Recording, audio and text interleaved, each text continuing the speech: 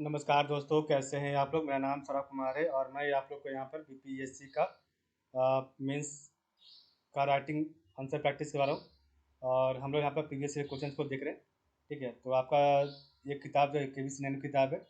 और जो भी इस किताब में आपका प्रीवियस ईयर क्वेश्चन दिया गया और उसका जो भी आंसर लिखा गया उसी को हम लोग लाइन बाय लाइन पढ़ रहे हैं। ठीक है, तो ये आपका स्टेट मेंस के लिए बहुत इंपॉर्टेंट है। और हम लोग यहाँ पर जीएस पेपर 1 पढ़ रहे हैं। तो जीएस का पेपर 1 हम लोग यहाँ पढ़ रहे हैं और इसका सेक्शन 2 तो राष्ट्रीय तथा अंतर्राष्ट्रीय महत्व के वर्तमान घटना चक्र को पढ़ेंगे। और आज हमारा क्वेश्चन नंबर 13 होगा। तो आज हम क्वेश्चन नंबर 13 करेंगे। उत्तर कोरिया एवं अमेरिका के बीच विवाद को विस्तार से समझाएं। क्या इस विवाद को हल करने में संयुक्त राष्ट्र एक महत्वपूर्ण भूमिका निभा रहा है? यदि हाँ तो कैसे, यदि नहीं तो इसके अंतर्निहित कारण क्या है, और इस विवाद को सुलझाने में कुछ उपाय उपयुक्त सुझाव दीजिए। ठीक है, तो यह आपका क्वेश्चन जो है 60 से 62वीं बीपीएससी मुख्य परीक्षा 2018 में पूछा गया था। ठीक है, तो देखते हैं आपका क्वेश्चन नंबर 13। ठीक है, तो क्वेश्चन नंबर 13 आपका देखिए आ गया और इसका आंसर भी आ गया। उत्तर कोरिया एवं अमेरिका के बीच को विस्तार से समझा। अमेरिका के बीच विवाद को विस्तार से समझा। क्या इस विवाद को हल करने में संयुक्त राष्ट्र एक महत्वपूर्ण भूमिका निभा रहा है? यदि हाँ तो कैसे, और यदि नहीं तो इसके अंतर्निहित कारण क्या है, और इस विवाद को सुलझाने में कुछ उपयुक्त सुझाव दीजिए। और ये आपका 60 से 62वां बीपीएससी 2018 में क्वेश्चन पूछा गया था। तो उत्तर कोरिया और अमेरिका के बीच विवाद की शुरुआत कोरियाई युद्ध के दौरान उत्पन्न हुई। ठीक है, और कोरियाई युद्ध 1950 से 1953 तक चला। उस समय उत्तर कोरिया ने दक्षिण कोरिया की सीमा में घुसने का प्रयास किया और इस युद्ध में संयुक्त राष्ट्र ने अमेरिका की मदद से दक्षिण कोरिया की मदद की तथा चीन ने उत्तर कोरिया की मदद की। ठीक है, तो उत्तर कोरिया और अमेरिका के बीच विवाद की शुरुआत कोरियाई युद्ध के दौरान उत्पन्न हुई। कोरियाई युद्ध 1950 से 1953 तक चला और उस समय उत्तर कोरिया ने दक्षिण कोरिया की सीमा में घुसने का प्रयास किया और इस युद्ध में संयुक्त राष्ट्र ने अमेरिका की मदद से दक्षिण कोरिया की मदद की तथा चीन ने उत्तर कोरिया की मदद की। सोवियत संघ ने भी उत्तर कोरिया के साथ दिया। अमेरिका ने उत्तर कोरिया पर बम वर्षक विमानों से बम हमला किया, जिससे उत्तर कोरिया की 20% आबादी नष्ट हो गई। तब से इन दोनों देशों के संबंधों में गतिरोध बना हुआ है। अमेरिका और उत्तर कोरिया में कोई भी मैत्री करार नहीं है। तो अमेरिका और उत्तर कोरिया में कोई भी मैत्री करार नहीं है। इसलिए यूरोपीय देश स्वीडन अमेरिका की तरफ से अमेरिका का पक्ष उत्तर कोरिया के समक्ष रखता है। कोरियाई युद्ध के समय से ही अमेरिका ने दक्षिण कोरिया में अपने सैनिक बेस बना रखा है, जो कि तनाव बढ़ने की एक और मुख्य वजह है। ठीक है, तो अमेरिका और उत्तर कोरिया में कोई भी मैत्री करार नहीं है। इसलिए यूरोपीय देश स्वीडन अमेरिका की तरफ से अमेरिका का पक्ष उत्तर कोरिया के समक्ष रखता है। ठीक है, और कोरियाई युद्ध के समय से अमेरिका ने दक्षिण कोरिया में अपने सैनिक बेस बना रखा है, जो कि तनाव बढ़ने की एक और मुख्य वजह है। बीच बीच में दोनों देशों के रिश्ते खराब होते रहे, लेकिन सन 2007 में एक सकारात्मक कदम उठाया गया है। ठीक है, जब 6 देशों अमेरिका, उत्तर कोरिया, दक्षिण कोरिया, जापान, चीन, रूस ने मिलकर एक समझौता किया है। ठीक है, इस समझौते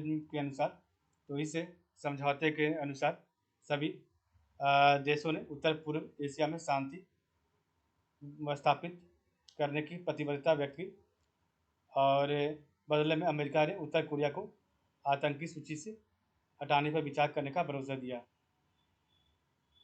वर्ष 2008 में अमेरिका उत्तर कोरिया का नाम आतंकी सूची से हटाने को राजी हो गया। ठीक है, और इसके एवज में उसने उत्तर कोरिया से उसके न्यूक्लियर प्लांट को नष्ट करने का एक वीडियो मांगा, जिसे उत्तर कोरिया ने सौंप दिया। ठीक है, इसके पहले ही 2007 में हिंद महासागर में उत्तर कोरिया जहाज को सोमालियाई लुटेरे से अमेरिका ने बचाया था, जिससे दोनों के रिश्तों में काफ़ी सुधार आया। परंतु 2009 में 2 अमेरिकी पत्रकारों को उत्तर कोरिया ने पकड़कर उन्हें 15 वर्ष की सश्रम कारावास की सजा सुना दी, जिससे रिश्तों में पुनः खटास आनी शुरू हो गई। ठीक है, वर्ष 2012 में उत्तर कोरिया ने अपना पहला सैटेलाइट छोड़ने की घोषणा की, जिससे अमेरिका सशंकित हो गया, और क्योंकि सैटेलाइट और मिसाइल दोनों एक ही प्रक्रिया से छोड़ा जाता है। ठीक है, 2013 में उत्तर कोरिया तानाशाह ने अमेरिका को खुली धमकी दी और कहा कि उसके मिसाइल अमेरिका तक पहुंचने में सक्षम हो गए हैं। वर्तमान परिदृश्य में 2017 में उत्तर कोरिया ने लंबी दूरी की मिसाइल का सफल परीक्षण किया। इसके बाद उत्तर कोरिया ने अपना परमाणु परीक्षण कर अमेरिका के साथ साथ पूरी दुनिया को भी संकट में डाल दिया। इससे अमेरिका उत्तर कोरिया के बीच गतिरोध नाटकीय रूप से बहुत ज़्यादा बढ़ गया। अमेरिका ने इसी दौरान मिसाइल विरोधी सिस्टम थाड़ की तैनाती दक्षिण कोरिया में करके इस गतिरोध की और बढ़ा दिया। वर्तमान परमाणु संकट स्पष्ट रूप से परमाणु कूटनीति के विफलता को प्रदर्शित करता है। मौजूदा परिदृश्य में उत्तर कोरिया अपनी जीडीपी का 25% खर्च रक्षा क्षेत्र में करता है। उत्तर कोरिया अमेरिका विवाद में संयुक्त राष्ट्र संघ की भूमिका सीमित है। संयुक्त राष्ट्र सुरक्षा परिषद के अस्थायी देशों में से अमेरिका, फ्रांस और ब्रिटेन उत्तर कोरिया पर दंडात्मक कार्रवाई करने का पक्ष रखते हैं, तो वही रूस व चीन उत्तर कोरिया का पक्ष लेते हुए इस पर वीटो लगा देते हैं। इस प्रकार संयुक्त राष्ट्र संघ की भूमिका इस विवाद में उत्तर कोरिया पर केवल व्यापारिक या आर्थिक बैन लगाने तक ही सीमित है, जो पूरी तरह उपयोगी नहीं है, क्योंकि उत्तर कोरिया का लगभग 90% व्यापार चीन से होता है। ठीक है। सन 2018 में अमेरिकी राष्ट्रपति डोनाल्ड ट्रंप एवं उत्तर कोरियाई प्रमुख किम जोंग की सिंगापुर में मुलाकात और बैठक के बाद विवाद में थोड़ी नरमी आई। दोनों राष्ट्राध्यक्षों की बैठक के बाद उत्तर कोरिया परमाणु हथियारों को नष्ट करने के लिए मौखिक रूप से सहमत हो गया है। इस विवाद को निपटाने के लिए कुछ प्रमुख सुझाव निम्नलिखित है। एक दूसरे के क्षेत्रों तथा प्रभुसत्ता का आदर जो है करना और अनाक्रमण की नीति अपनाना, एक दूसरे के आंतरिक मामलों में हस्तक्षेप नहीं करना, समानता तथा आपसी लाभ पर बल देना, शांतिपूर्वक सह अस्तित्व की नीति का अनुसरण, तो शांति सह अस्तित्व की नीति का अनुसरण करना, पारंपरिक सुविधाओं को स्वीकार करना तथा वार्ता जारी रखना, चीन द्वारा एक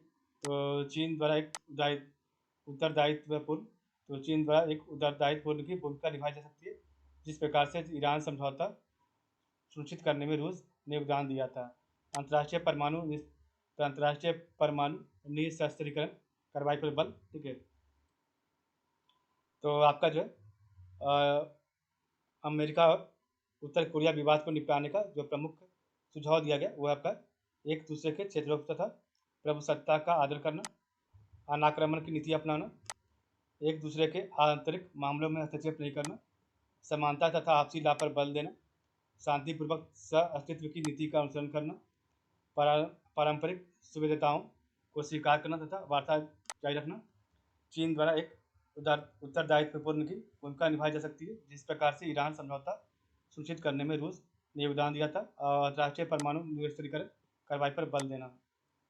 इस क्वेश्चन को करने का जो इम्पोर्टेंट पॉइंट है, तो ऐतिहासिक पृष्ठभूमि में उत्तर कोरिया तथा अमेरिका विवाद वर्तमान परिदृश्य में गतिरोध बढ़ने के कारण संयुक्त राष्ट्र संघ की भूमिका और विवाद सुलझाने के आवश्यक सुझाव। ठीक है। तो इस प्रकार में देखा आज का वीडियो। तो आज के बस तक। आप लोग का बहुत बहुत धन्यवाद। कल हमारा क्वेश्चन नंबर 14 होगा।